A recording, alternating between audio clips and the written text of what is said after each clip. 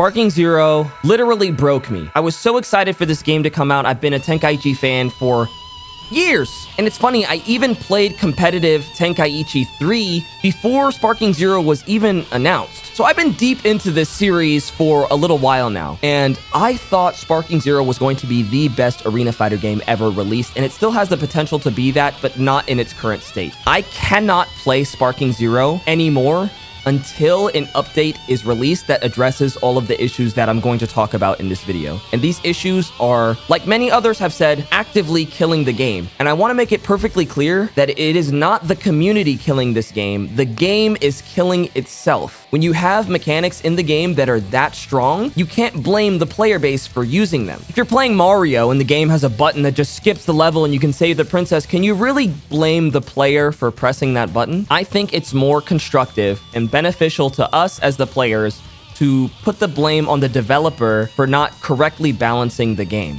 It's like if you were playing Mario Kart and every fucking box had an invincible star in it. We'll get into it. Number two is a lot of people seem to have this idea that Sparking Zero was never meant to be a balanced game, and that's just not true. I think what most people mean is that each character is not going to be the same strength, which is true of any fighting game. That's why weaker characters in Sparking Zero have abilities like After Image Strike, Solar Flare, Senzu Bean, recovery abilities, stuff like that. That is balance. The reason Yajirobe can heal with a Senzu Bean is because he's so weak. There's a reason Z Broly doesn't have a Senzu Bean because he's so fucking strong. You're probably not going to get him to low health anyway.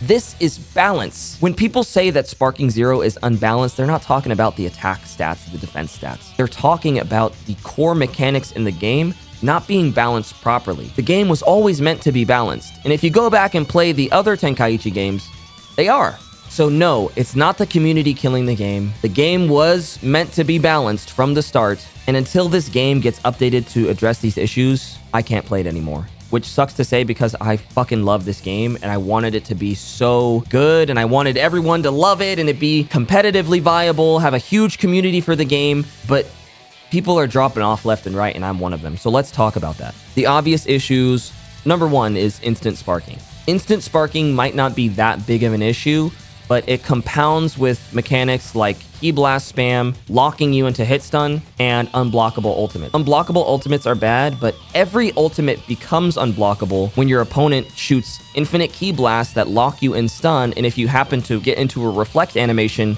you can't vanish. So all they need to do is hit you with a couple Ki Blasts, see that you're reflecting, and activate their ultimate, and then it becomes unblockable anyway. So the problem is less with instant sparking on its own, and it's more about the things that you can do while you're in sparking mode. The Violent Rush has been in the Tenkaichi games since forever, and it's not that big of a deal. People figured out how to counter Violent Rush like in the first week of the game. So it's just a bad idea to give characters that are already kind of strong instant access to sparking. Like I have no idea why Bardock can access instant sparking mode, let alone Jiren and Broly. Like what? It's just not good. The other obvious thing everyone's been talking about is Super Counter. Super Counter is an ability that blocks any attack in the game if you press it 2 frames before it hits you. The thing about Super Counter that people have come to realize is that the barrier for attempts of Super Counter is too low. Every, I think, 12 frames, you can attempt a Super Counter, and because the game runs at 60 frames per second, that basically means that timing is totally out the window, and most players can mash the input to get a Super Counter, and there's just too many niggas Super Counter.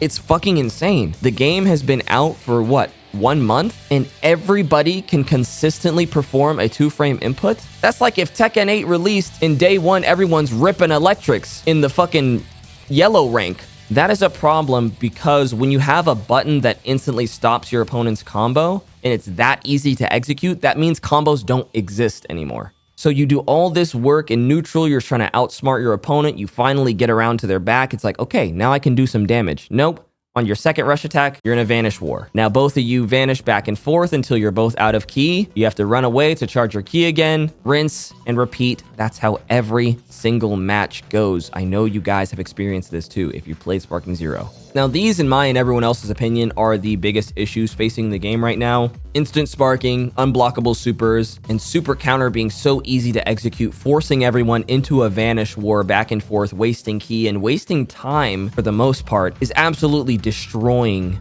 the competitive experience in the game. It's destroying it because every match devolves down to those 4 mechanics. Instant spark, unblockable supers, fucking key blast spam, and super counter. These 4 things are so unbelievably strong. If you don't do them, you're basically losing on purpose. And it's funny because a lot of people say you gotta fight fire with fire, you gotta fight cheese with cheese. That is an acknowledgement of these mechanics being so incredibly strong that if you're not cheesing the other opponent that's cheesing, you're like intentionally losing. And that's why I can't play Sparking Zero anymore, because I don't want to fight cheese with cheese. Sparking Zero has, in the Budokai Tenkaichi series in general, has some of the most, and I'm not kidding, some of the most mechanical and strategical depth that I've ever seen in any arena fighter ever. But these mechanics in Sparking Zero being so incredibly strong throws all that mechanical depth and strategical depth out the window. Nobody's using advanced movement techniques. Nobody is flanking. Nobody is key poking. Nobody is using mix-ups in their combos. Nobody's even comboing in general, because after the second hit, you're probably going to get your super counter off. People aren't lining up their supers to get -2s. No one even knows what the fuck a -2 is. Like, it just makes the game boring to play. So instead of doing all that cool stuff that I mentioned, playing neutral back and forth, outsmarting your opponent, using mix-ups, using advanced movement abilities, using key blasts in interesting ways, using your supers in interesting ways, no. What you're gonna do is charge up to full power, use your ultimate. Oh, if you don't have a good ultimate or you can't go instant sparking, maybe you're gonna try to attack your opponent. No, you got super countered. Now you have to vanish back and forth, back and forth. If you watch any top level gameplay, that's all it is. Maybe they'll hit each other a couple of times. Maybe one person will get one combo because the other person missed their super counters, so they weren't mashing it hard enough. And then it's a vanish war for the next 30 seconds. Okay, now they go back. Charge key, charge key. Go back, vanish war. Back and forth, charge key. I'm in, vanish war. I want to use my ultimate now. You're dead. It's fucking boring as shit. Where is the sauce? And that's what really kills me about the game. Like, it has so much potential to be so much more. And I've seen this in Tenkaichi 3. Like, if you watch high-level Tenkaichi 3 gameplay, holy shit. I want you to look up this name. Look up Page BT3. Watch his matches in BT3, and then watch his matches in Sparking Zero. You're gonna see a fucking crazy difference. Because the game forces you to play in an extremely boring and centralized, one-dimensional way. And I'm gonna stop playing the game, not because I'm salty, not because I can't win. I could very easily fight cheese with cheese, pick Kefla, pick Z Broly, pick Gogeta, pick MUI Goku, pick Bardock, but that's not what I want to do. I want to play the game and interact with the game's many in-depth systems and have a fun chess match with my opponent. I don't want to shoot my nuke, and if my nuke misses, they hit me with their nuke. It's not fun.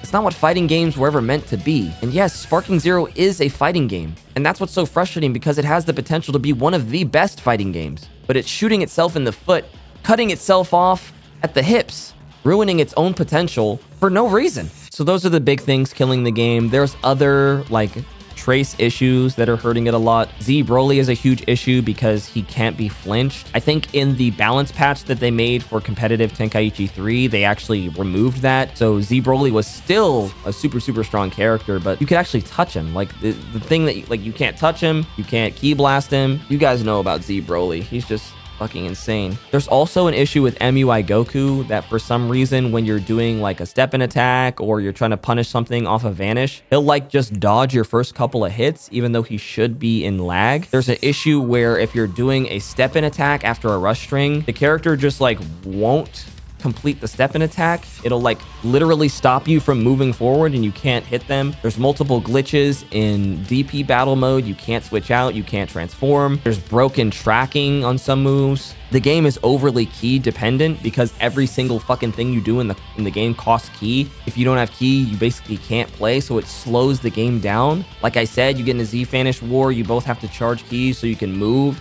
and so you can attack, so you can use your supers. It's just far too key dependent. It's just too much. So I'm not here to just complain. Here's what I think would save Sparking Zero and make it the game that it really could be. Here's the fixes. Sparking mode no longer has rapid key blasts. You can key blast at the normal frequency that you could outside of Sparking mode, but this rapid key blast constantly needs to leave the game entirely. There's no way to balance that. You have to take it out. The problem is that they can lock you into a situation that you have no way to escape out of. That is not okay. Unblockable ultimates also have to leave. And by the way, all of these changes that I'm suggesting would only exist in the ranked mode. If you want to play fun battles with your friends offline or like in casual matches, unblockable supers are fine. This is purely to save the game as a competitive game. Super counters need to be adjusted in a couple of ways. First of all, the window to attempt a super counter needs to be shorter. So right now, every 12 frames, you can attempt a super counter. That's far too short. It should be something closer to 20 or 30 frames, maybe even 60 frames. Nigga, I don't know. A whole second? Well, a whole second is kind of crazy. It just needs to be shorter so that you actually have to properly time the input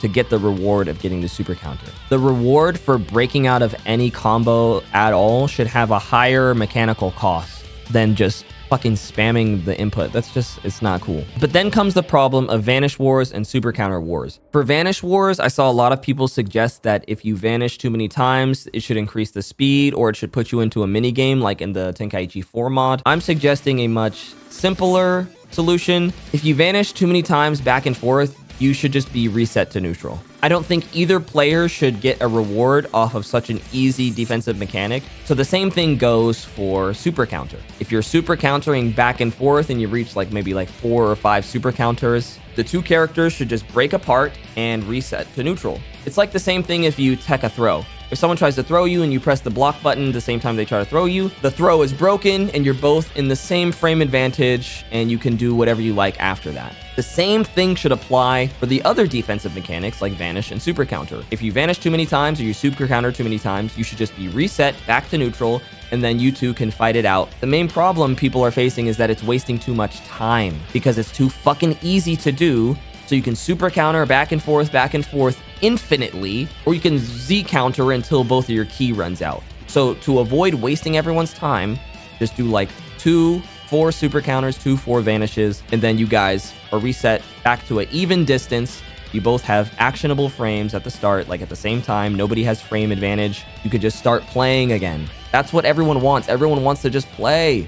We want to play the game. And other various balance changes that the devs could figure out as we go, but I don't think characters like MUI Goku should have 4 health bars. I don't think Z Broly should be unable to be affected by ki blasts and melee attacks.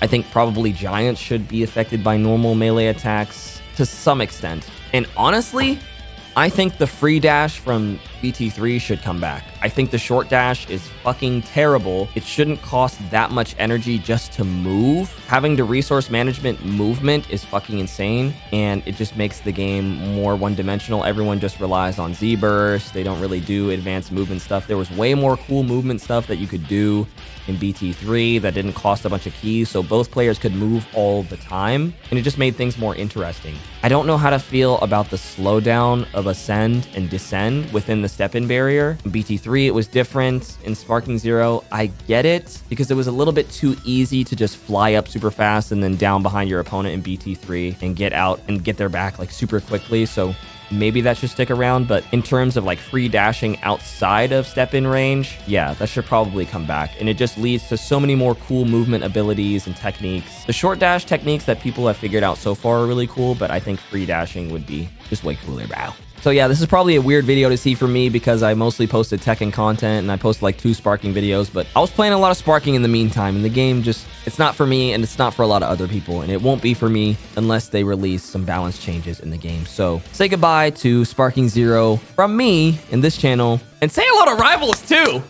Rivals 2, guys, it's out. I'm a little late to the party, but we're gonna be making a lot of Rivals 2 content. I'm a Smash head. Hey, I'm a Nintendo guy. I love Tekken. I'm never gonna drop Tekken. Tekken is way too much fun. Sparking Zero's out the door, but Rivals 2 is coming in to have its place on the Fighting Engine channel. Thank you guys for watching, and I'll see you in the next video.